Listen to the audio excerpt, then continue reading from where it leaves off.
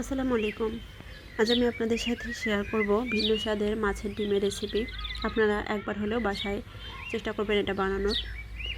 তো এর জন্য প্রথমে আমি চুলায় একটা কড়াইতে গরম পানি বসিয়ে দিয়েছি এবং এতে এখন দিয়ে দিব 1 চামচ হলুদের গুঁড়া এবং 1 চামচ পরিমাণ লবণ। এরপর চামচ দিয়ে ভালোভাবে নেড়ে চেড়ে পানিটা যখন বলক চলে আসবে তখন আমি দিয়ে দিব মাছের ডিমগুলো। এভাবে মাছের ডিমটা একটু ভাপিয়ে নিলে মাছের ডিমে যে অনেক সময় আষ্টে একটা গন্ধ থাকে সেই গন্ধটা আর থাকবে না। তো এখন আমি মাছের ডিমটা দিয়ে দিব, আর বেশিক্ষণ না, জাস্ট 3-4 মিনিট সিদ্ধ করে নেব। আর এই সময় চুলার আঁচটা আমি মিডিয়াম টু লোতে রেখেছি। হয়ে গেছে, যখন এরকম হয়ে আসবে তখন নামিয়ে নিতে হবে। তো এখন আমি একটা স্ট্রেনারে নামিয়ে নিয়ে পানিটা ছড়িয়ে একটা বাটিতে নিয়ে নিব। এখন এতে দিয়ে দিব বাটা মশলা। আমি 1/2 চামচ রসুন বাটা, 1/2 চামচ পরিমাণ আদা বাটা এবং 1/2 চামচ জিরা বাটা দিয়ে দিব। সেই সাথে দিয়ে দিব 4-5টা কাঁচামরিচ কুচি, 1/2 কাপের মতো পেঁয়াজ কুচি, পরিমাণ মতো লবণ, 1 চামচ পরিমাণ বেসন, আর সবশেষে দিয়ে দিব একটা ডিম। সব কিছু দিয়ে এখন হাতের সাহায্যে ভালোভাবে মিশিয়ে নেব।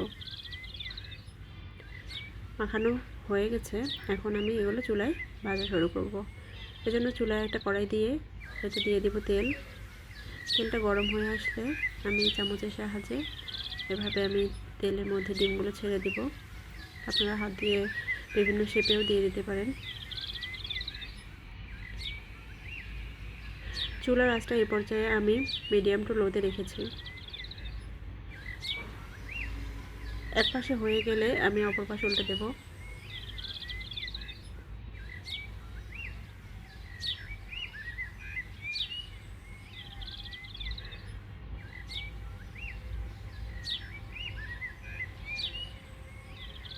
ডিমগুলো ভাজা হয়ে গেছে, এখন আমি একটা একটা করে উঠিয়ে নিব।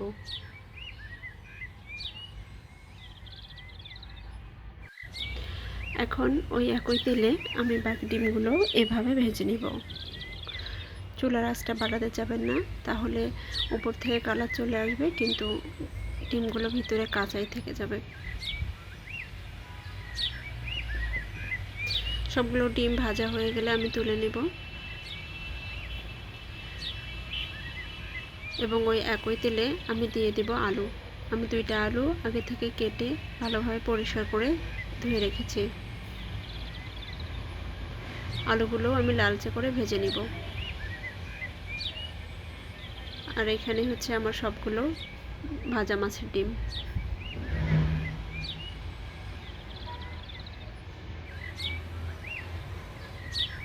আলুগুলো ভাজা হয়ে গেছে, এখন আমি উঠিয়ে নেব। এখন ওই একই তেলে আমি দিয়ে দেব 1 চামচ পরিমাণ কালো জিরা এবং 3টা শুকনো মরিচ। এখন মরিচ আর কালো জিরা একটু হালকা করে ভেজে নিব। এখন দিয়ে দিব পেঁয়াজ কুচি। আমি এখানে 1 মুঠ পরিমাণ পেঁয়াজ কুচি দিয়ে দিয়েছি। পেঁয়াজটা ভালো করে ভেজে নিব, একটু গোল্ডেন করেই ভাজবো।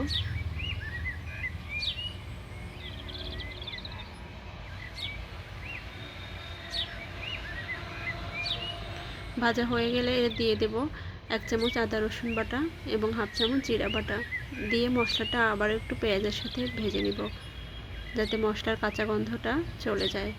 আর এ পর্যায়ে চুলার আঁচটা আমি মিডিয়াম টু লোতে রেখেছি। সব কিছু ভালোভাবে একটু ভেজে নিব।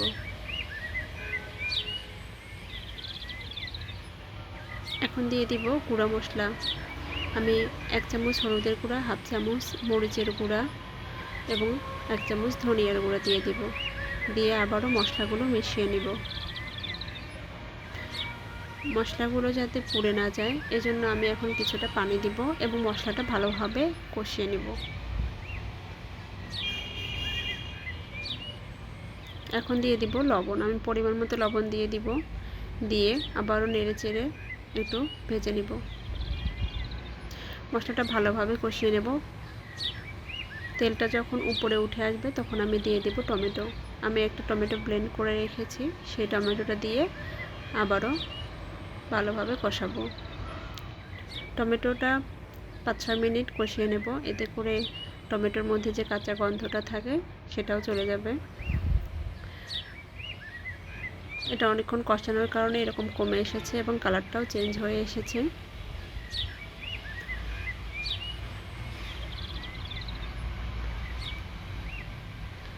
আমারটা কষানো হয়ে গেছে, এখন আমি দিয়ে দিব ভেজে রাখা আলু।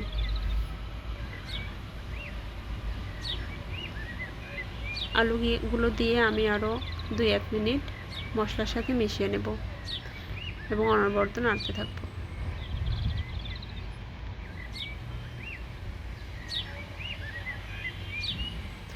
এখন আমি এতে দিয়ে দিব পানি, যাতে করে আলুটা সিদ্ধ হয়ে যায়। আর যে পরিমাণ আপনি ঝোল যদি রাখতে চান তাহলে সে অনুযায়ী পানিটা দিয়ে দেবেন। আবারও সব কিছু মিশিয়ে নিয়ে আমি অপেক্ষা করব পানিতে বলক আসা পর্যন্ত।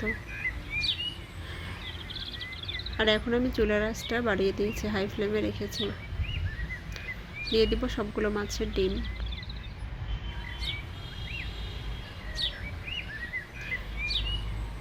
হাঁড়িটা যেহেতু ছোট ছিল জন্য আমি অন্য একটি পাত্রে নিয়ে নিয়েছি আর 4-5 মিনিট রান্না করে নিয়েছি।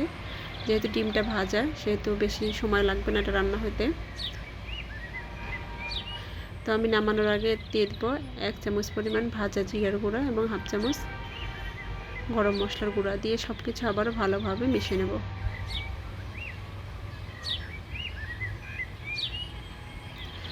নামানোর আগে আমি আরও 3-4টা কাঁচামরিচ এবং 1 মুঠ পরিমাণ ধনিয়া পাতা কুচি দিয়ে চুলা থেকে নামিয়ে নেব 2-1 মিনিট পর।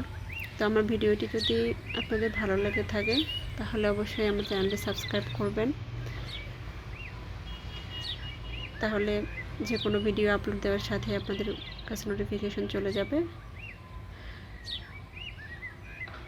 আর অবশ্যই ভালো লাগলে কমেন্ট করে জানিয়ে দেবেন।